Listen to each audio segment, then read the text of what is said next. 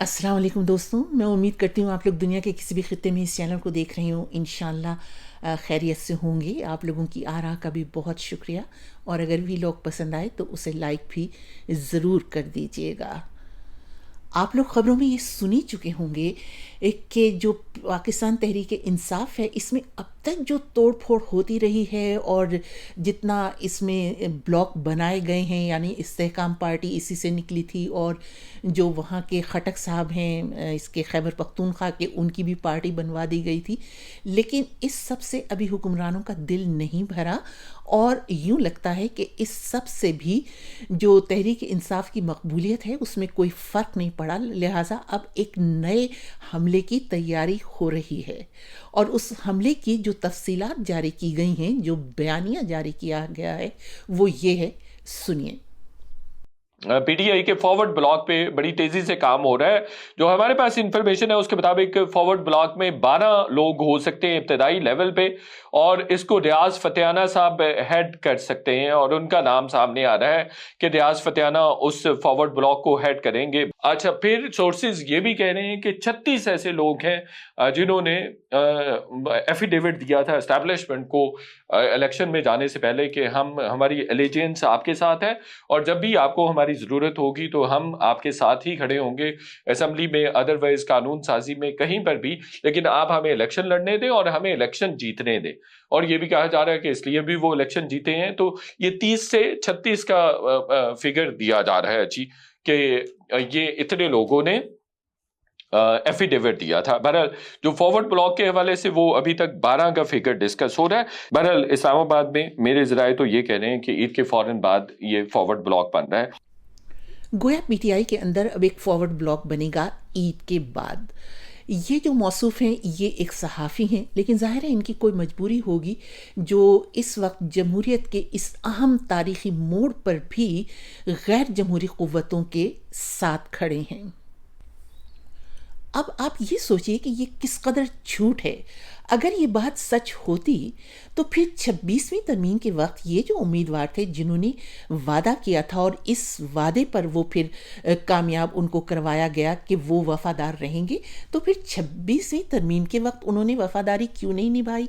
उस वक्त फिर जो ये गैर जमहूरी क़ुव्वतें हैं और जो ये हुकूमत है, इसको इतनी जो पापड़ क्यों बेलने पड़े, लोगों के उम्मीदवारों के घरों पर छापे क्यों डालने पड़े, और जो कई मरतबा इजलास मुलतवी हुए क्योंकि आपका कोरम पूरा नहीं हो रहा था। आपको जितनी उम्मीदवारों की ज़रूरत थी, जितने वोटों की ज़रूरत थी, वो आपको नहीं मिल रहे थे। इतनी मुश्किलों से ये 26वीं तरमीम एक तरह से बिल्कुल ही गैर जमहूरी तरीके से और गैर आइनी तरीके से मंजूर करवाई गई।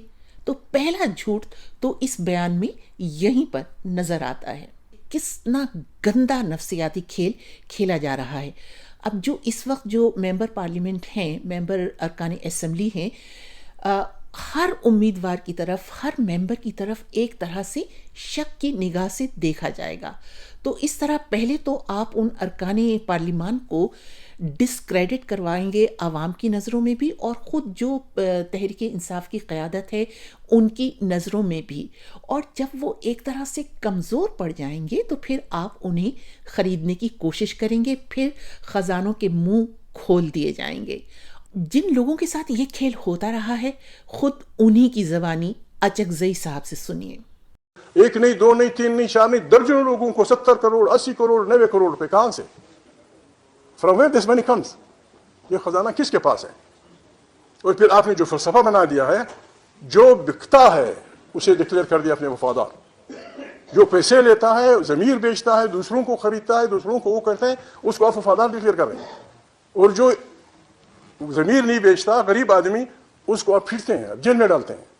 पागलों की दुनिया बन गई है। दुनिया में ये सारे पढ़े लिखे, दुनिया में अपने बच्चों को लोग हुर्रियत बताते हैं, हुर्रियत के रास्ते पे। यहाँ हुर्रियत को कूटा जा रहा है, या हुर्रियत के, मैं नहीं, कि यहाँ बहनें बैठी हुई हैं, बच्चों के कपड़े उतारते हैं, बहनों के, कि क्या, किस तरफ हम जा रहे हैं? फिर नाम लेते हैं इस्लाम का।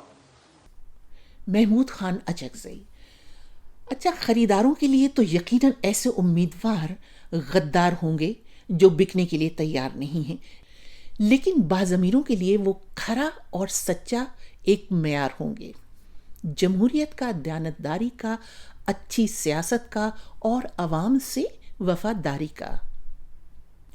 ضمیر خریدنے کی اور بکنے کی بات ہو رہی ہے تو میں یہ بہت ہی مشہور مرثیہ نگار شاعر حسینیت قیصر باروی کا یہ مصرع آپ کو سناتی ہوں۔ مردہ ہے خواہشات میں ڈوبا ہوا ضمیر، مردہ ہے خواہشات میں ڈوبا ہوا ضمیر، پیمانہ یزید ہے بیچا ہوا ضمیر۔ اس سے بڑی ایک مصیبت یہ ہے کہ جو امیدوار نہیں بکیں گے یا جو اپنی پارٹی سے وفاداری نبھانا چاہیں گے، ان کے گھروں پر چھاپے پڑیں گے، وہ غائب ہوں گے، ان کے بچوں کو غائب کیا جائے گا، ان کی گھر کی عورتوں کی چادریں کھینچی جائیں گی، انہیں ہر طرح کی اذیتیں دی جائیں گی۔ یہ دیکھیے ایک ماں کی آہوزاری جو عدالتوں سے یہ اپیل کر رہی ہے کہ خدا کے لیے 2 برس سے میرا بیٹا قید میں ہے، اسے چھڑوا دو۔ ظاہر ہے کہ 9 مئی کے بعد جن لوگوں کو پکڑا گیا تھا نہ ان پر مقدمات چلائے جا رہے ہیں، نہ کوئی انہیں چارج شیٹ کیا گیا ہے، بس وہ جیل میں قیدوں میں پڑے ہوئے ہیں۔ سوچنے کی بات یہ ہے کہ عید کے بعد پاکستان تحریک انصاف میں فارورڈ بلاک بنوانے کا کیوں اعلان کیا گیا ہے؟ وہ اس لیے کہ پی ٹی آئی کے لیڈر عمران خان نے یہ اعلان کیا ہے کہ عید کے بعد پھر جو پاکستان تحریک انصاف ہے وہ اپنی تحریک شروع کرے گی، لہٰذا اس تحریک کو پہلے سے ہی ختم کرنے کے لیے، توڑنے کے لیے یہ ایک بیانیہ جاری کروا دیا گیا کہ پی ٹی آئی کے اندر تو خود ہی فارورڈ بلاک بن رہا ہے، یعنی کہ تحریک کون چلائے گا، سڑکوں پر کون آئے گا۔ گویا یہ ساری کوششیں اس لیے ہیں کہ عوام کسی طرح سے سڑکوں پر نہ آ پائیں اور یہاں بھی کہیں بنگلہ دیش کے جو مناظر تھے وہی یہاں پر بھی نہ دہرائے جائیں۔ تو پھر بنگلہ دیش سے ہی کچھ سیکھ لیجئے کہ وہاں پر یہ عوامی غیظ و غضب اور رد عمل کیوں سامنے آیا۔ اس لیے کہ وہاں کے وزیر اعظم شیخ حسینہ ملک میں جمہوری بنیادوں کو مضبوط کرنے کے بجائے اقتدار پر اپنی گرفت مضبوط کرنے کی ان تمام برسوں میں کوششیں کرتی رہیں۔ انہوں نے اپنے دور اقتدار میں اپوزیشن کو ہمیشہ جیلوں میں بند رکھا۔ تو یہی کچھ تو پاکستان میں بھی ہو رہا ہے، یہاں بھی اقتدار پر گرفت مضبوط کرنے کی کوشش کی جا رہی ہے۔ پاکستان تحریک انصاف کے لیڈر اور اس کے کارکنان کو مسلسل جیلوں میں ڈال رکھا ہے اور کوشش یہ ہے کہ کسی طرح پاکستان تحریک انصاف سڑکوں پر نہ آنے پائے۔ عید کے بعد پارٹی میں فارورڈ بلاک بھی ایسی ہی جو سابقہ حکمت عملی ہے، کوششیں ہیں، انہی کا ایک حصہ ہے۔ لیکن یہ سب کوششیں، یہ ساری حکمت عملی یہ ظاہر کرتی ہے کہ حکمران کمزور اور پاکستان تحریک انصاف مضبوط ہے۔ آپ لوگوں کی کیا رائے ہے؟ ضرور لکھیے گا۔ اجازت دیجیے، خدا حافظ۔